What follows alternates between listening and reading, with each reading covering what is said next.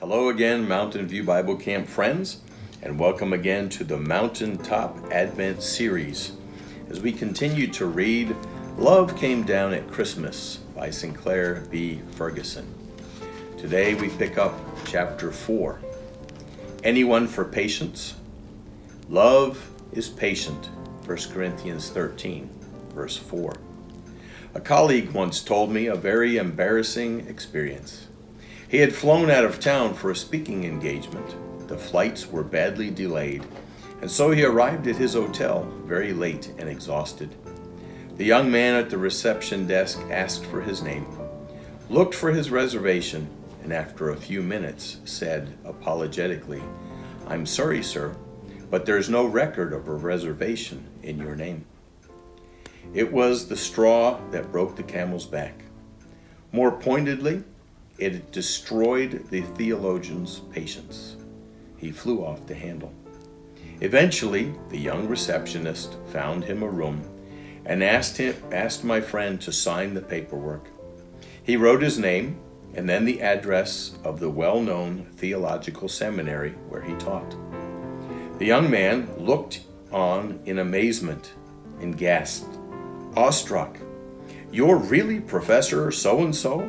From such and such seminary? I just became a Christian a few months ago. What a privilege to meet you." It can happen to the best of us. Sometimes something makes us snap. Later, we protest in embarrassment. I don't know what came over me. I'm usually very patient.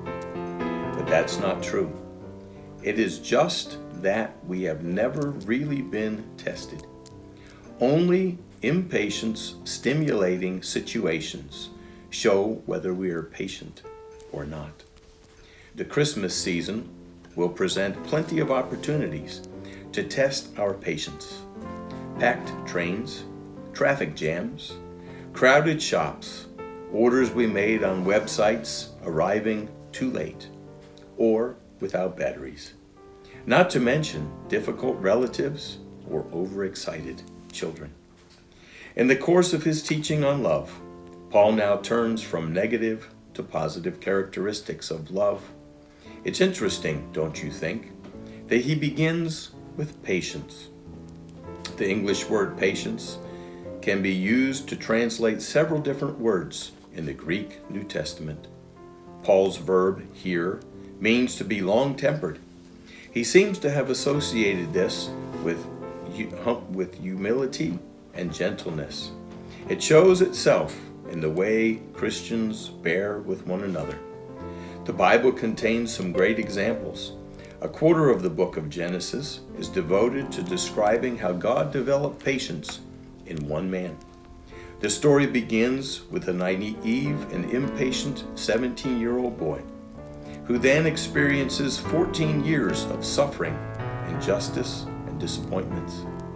As a result, he learns humble trust in God. But then it turns out that these long years of painful training have prepared him to exercise the kind of patience that will be needed to negotiate the following 14 years as Prime Minister of Egypt.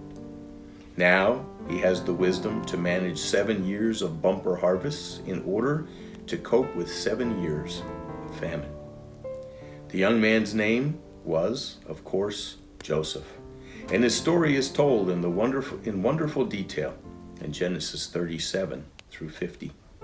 The end result? His brothers come to Egypt and eventually discover who he is. The whole family is reunited with him. But when their father dies, his brothers fear that his kindness has only been temporary, and that his apparent long-suffering has been simply a slow building up of a head of steam that will propel his revenge. They do not need to fear, because Joseph has in fact learned to be patient, gentle, and long-suffering. He has learned how to love. What is the explanation? His brothers meant evil against him, but he knew that God meant it for good, to bring it about that many people should be kept alive as they are today. Thus, he comforted them and spoke kindly to them. Joseph's story is like a movie version of Romans 8, verse 28. We know that for those who love God, all things work together for good. God has ways and means of making everything work for good for his people. He has a purpose for their lives. When you know this, it builds long-suffering into you. The secret of this kind of patience doesn't lie in natural disposition. There's a weakness to be found somewhere inside you, even if you haven't yet discovered it. Some of us seem to be amazingly patient with big things, but then we fly off the handle at the trivial ones. But love is always patient, always long-suffering. It can be patient in difficult situations because it knows God has a plan. It can be patient with difficult people because it knows they are in God's image. Love is not a commodity that comes down from heaven waiting to be unwrapped. No, it is actively exercising patience with other people and with the circumstances God has ordained. It is being able to take the long-term view, knowing that nothing can happen to us without the will of our Heavenly Father. Love acts and reacts without tensing up in irritation because life isn't fair, without blaming other people for what we are experiencing, and without planning how we'll get even. Have you ever wondered about these words in Charles Wesley's Christmas hymn, "Hark the Herald Angels Sing"? Late in time, behold him come, offspring of a virgin's womb. Was Wesley complaining that Jesus was too late, that he might have, should have come earlier? That would be a misunderstanding of Wesley. He knew well enough that Jesus was born when the fullness of time had come, Galatians 4, verse 4. But, as the phrase "late in time" indicates, it was after centuries of preparation. What does that say about the Son of God who became flesh? He was patient. He waited, as it were, until all was ready. When David's royal line had reached perhaps its lowest point, in the home of a Nazareth carpenter and a teenage mother. The child in the manger is the perfect example of divine patience. The rest of his life gave expression to it. How long-suffering he was. He experienced opposition virtually from the moment he stepped into the world. Later, he tasted misunderstanding in his own family, who didn't trust him. And then those disciples, so often foolish, at the most critical juncture in his life, they disappointed him.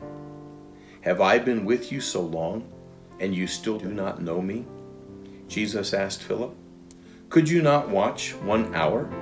He asked Peter, James, and John.